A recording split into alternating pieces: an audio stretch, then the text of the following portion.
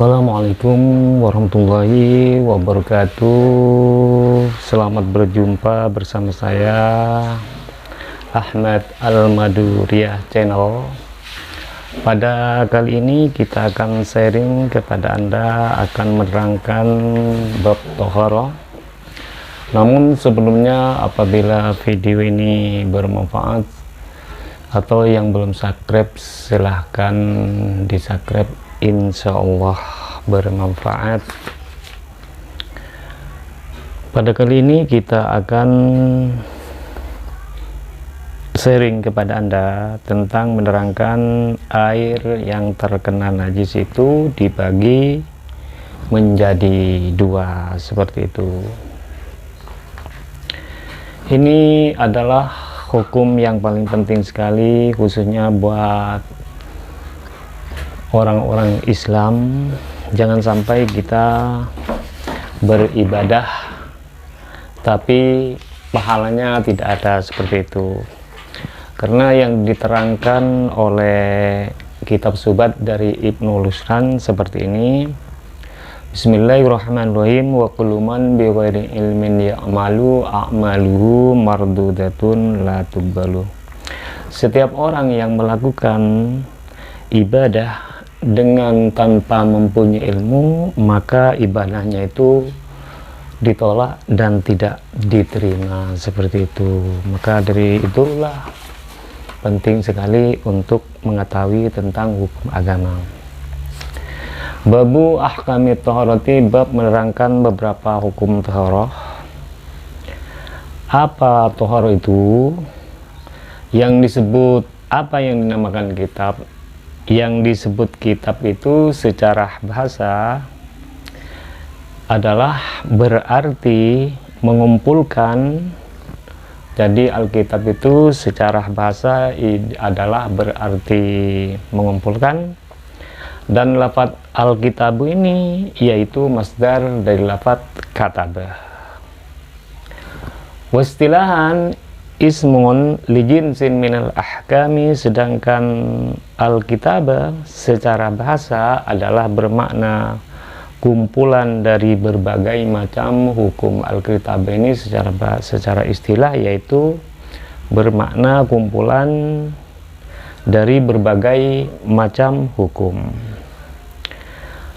Lafaz at-toharoh secara lughah berasal dari kata an-nadhafatu, yang artinya itu bersuci, itu at-toharoh.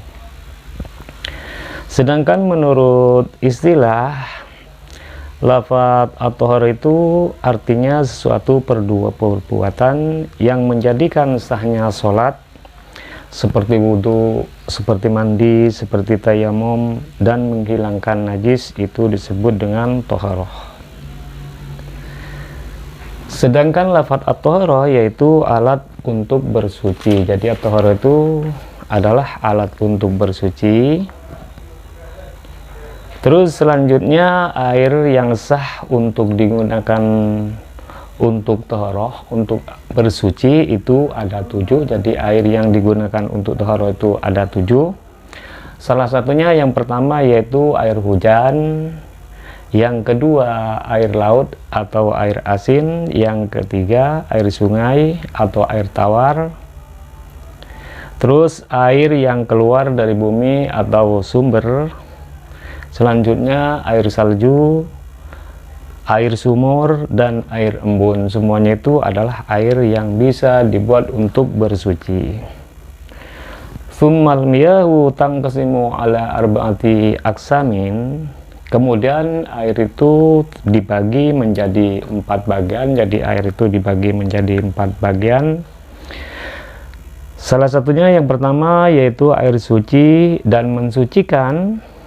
Apa itu? Yaitu air yang belum digunakan untuk sesuci wajib atau air mutlak. Itu yang boleh dibuat, yang dinamakan air suci. Yang kedua yaitu air suci dan mensucikan, tetapi dihukumi makruh kalau digunakan di badan tidak digunakan di pakaian. Jadi air panas dipanaskan, panas dengan panasnya matahari sangat panas, itu dihukumi makruh kalau terkena dipakai di badan, bukan dipakai di pakaian. Apa itu? Yaitu air yang digunakan dengan menggunakan wadah yang tidak terbuat dari emas atau tidak terbuat dari perak. Dari air yang terkena panasnya matahari itu, kalau tidak memakai wadah dari emas atau tidak memakai wadah dari perak, itu hukumnya makruh. Tetapi kalau air itu wadahnya emas atau perak, walaupun terkena matahari, itu hukumnya tidak makruh, tapi memakainya itu adalah haram. Akan tetapi air panas yang sudah terkena matahari itu apabila sudah dingin, maka hilanglah sifat kemakruhannya. Jadi walaupun kena matahari, akan tetapi sudah dingin, maka itu kemakruhannya itu sudah hilang. Juga menurut Imam An-Nawawi juga dimakruhkan kalau menggunakan air yang sangat panas atau menggunakan air yang sangat dingin. Jadi kalau kita berwudu, bersuci memakai air yang sangat panas atau memakai air yang sangat dingin, itu menurut pendapat Imam An-Nawawi itu dimakruhkan juga. Karena apa? Karena tidak sempurnanya bersuci. Yang ketiga yaitu air suci tapi tidak mensucikan. Yang ketiga itu airnya suci tapi dibuat bersuci, itu tidak sah. Apa itu? Yaitu air yang sudah mustakmal, artinya air yang sudah digunakan untuk menghilangkan najis atau dibuat untuk bersuci. Jadi air yang sudah dipakai untuk bersuci itu atau untuk yang digunakan untuk membuang najis itu tidak boleh dipakai lagi, sekalipun ukuran airnya itu tersebut, agar ukuran airnya tersebut seperti air mawar yang berbau. Sekalipun airnya bunganya itu bunga mawar yang terjatuh di air tapi berbau, itu tidak boleh dipakai. Yang keempat yaitu air yang sudah terkena najis. Air yang sudah terkena najis itu tidak boleh dibuat bersuci. Sedangkan air najis itu ada dua bagian. Air najis itu ada dua bagian.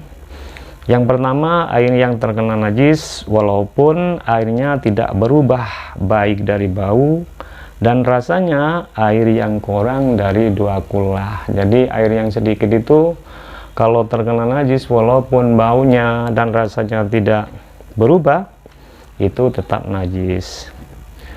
Yang kedua yaitu air yang lebih dari 2 kullah akan tetapi berubah baik banyak maupun sedikit, itu dihukumi tidak sah kalau dibuat bersuci. Itu saja dari saya, semoga bermanfaat dan tunggu saja episode selanjutnya. Dan apabila video ini bermanfaat, silahkan di-share di sosial media Anda dan dibagikan kepada teman-teman. Insya Allah bermanfaat. Selamat berketemu lagi, selamat berjumpa lagi di lain kesempatan. Assalamualaikum warahmatullahi wabarakatuh.